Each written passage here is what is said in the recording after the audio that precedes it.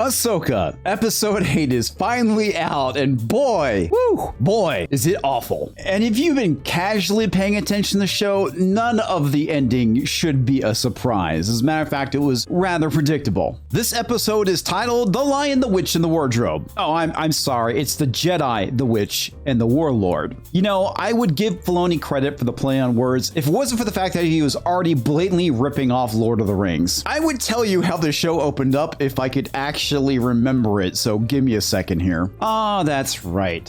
Thrawn orders the Eye of Sauron to dock with the Chimera. Morgan Elsbeth gets the worst makeover ever. I'm assuming she got upgraded to Girl Boss level 2, but apparently not Girl Boss enough to save her. Oops, my bad, spoilers. She dies. Nothing of consequence happened. Thrawn goes and dispatches his night troopers, apparently that's what his stormtroopers are now called, to go intercept Ahsoka, Sabine, and Ezra. I say them in that order for a reason. Because Ezra rides bitch. We'll get into that a little bit later. Thrawn then goes and dispatches TIE fighters to go and shoot down Ahsoka's ship. Because I guess the story has finally run out of plot armor. It actually works. Remember how in episode 3 when lasers were just bouncing off the ship? Not anymore. Because plot. And then this happens. You'll only get a short burst out of the engines that way. More than I need.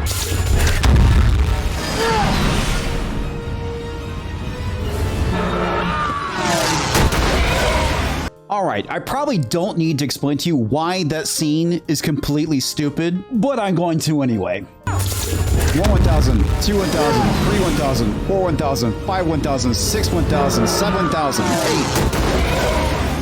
8 seconds! Now, TIE fighters are supposed to be really maneuverable, and they literally had 7 seconds to get out of the way. All they had to do was peel off one direction. But no, that's dumb. And then Ahsoka's ship goes and promptly crashes. Finally. But it's okay, folks. It's okay, because 5 minutes later, it's working and perfectly fine. Just like nothing happened, much like this show.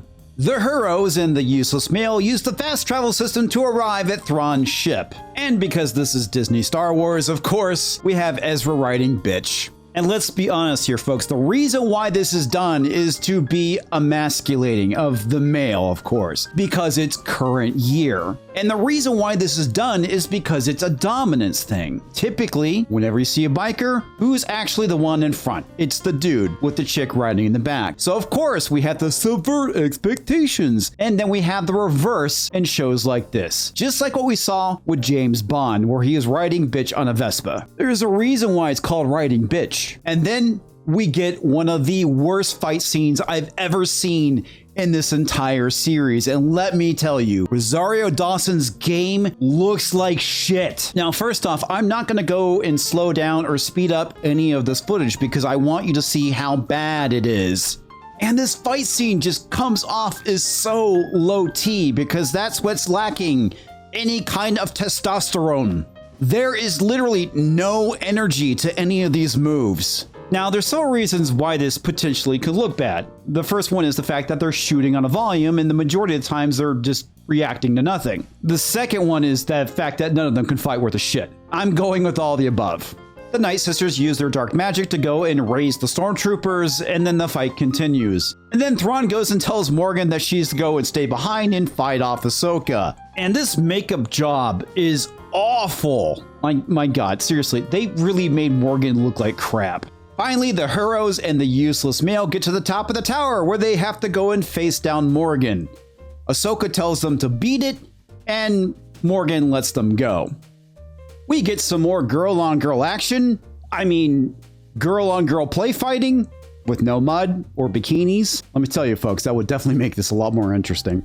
Ezra and the bonus hole get to the top of the tower where they are confronted by death troopers. Yes, these are actual zombies this time. It's actually kind of hard to tell, but that is a rotting face. Ezra gets tossed around, presumably because he forgot how to use the Force. Now, back in episode 6, I pointed out that at some point in time, they were going to unlock Sabine's Force abilities and she would be able to wield the Force. And I was right. Now, earlier in the episode, Huyang is having a conversation with Ezra about Sabine and her training.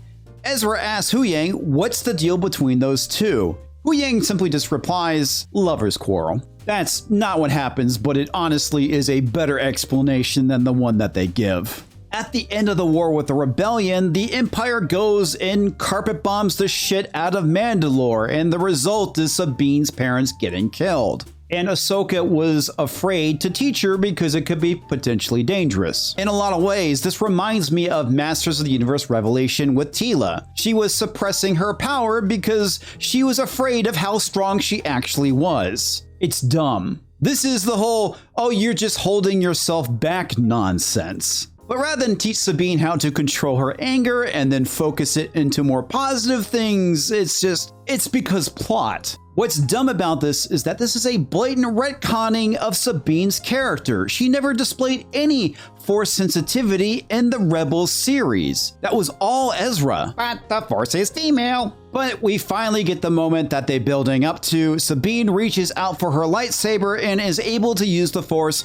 to draw it to her hand. And magically, from this point on in the episode, she is able to use all the Force powers, as if she was saving up her experience for when she was unlocking Force sensitivity and just dumped all of her experience points into Force abilities. And remember, 5 seconds earlier, she was struggling to call the lightsaber to her hand, but now she's able to do Force push and Force pull like it's nobody's business. Because of course she can. Oh, but Ian, she had training. Yes, you are correct. So did Luke, and he still sucked at it.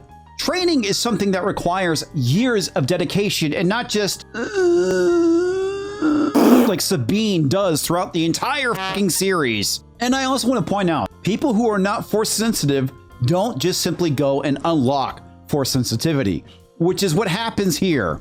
Sabine was never Force sensitive. This is a complete retcon of her character. This is all bad storytelling. And finally, as they're trying to get to the Chimera, Sabine is left with the choice. Go and leave with Ezra or stay with Ahsoka. Can you guess what she picked? I'll give you 3 guesses and the first 2 don't count. If you guess stay with Ahsoka, you're right. So let me get this straight. Her whole entire character arc is to be reunited with Ezra and bring him home. And she chooses to stay with Ahsoka instead of going home with Ezra? And the reason why this is being done is because it's current year. We can't have a woman pick a man over another woman. And so Thrawn goes and takes off along with Ezra, returning back to the galaxy. And essentially it ends with the roles being reversed. We have Ezra and Thrawn returning home, and now we have Sabine and Ahsoka stranded in the galaxy far, far away. Seriously, what was the point of this show?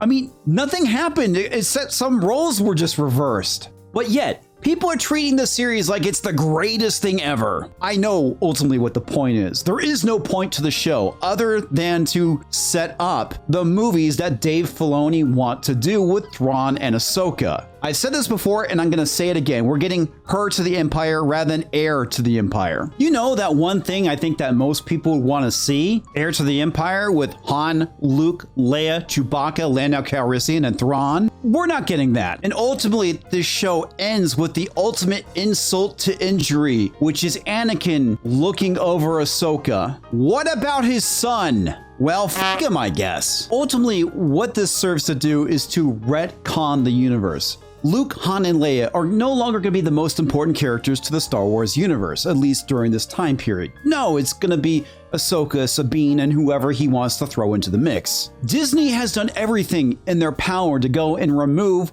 Han and Luke from Star Wars. The thing that sucks about this is that I actually really like Ahsoka from Clone Wars. She was an interesting character. And I find it kind of fascinating that Anakin had an apprentice and then the fallout that subsequently came after his fall. But ultimately, she should have died. It should have been the one loose end that Darth Vader needed to tie up when it came to Anakin Skywalker. And sadly, she has outlived her usefulness, and it's going to continue to ruin something that has already been flushed down the toilet. So, did Ahsoka save Star Wars?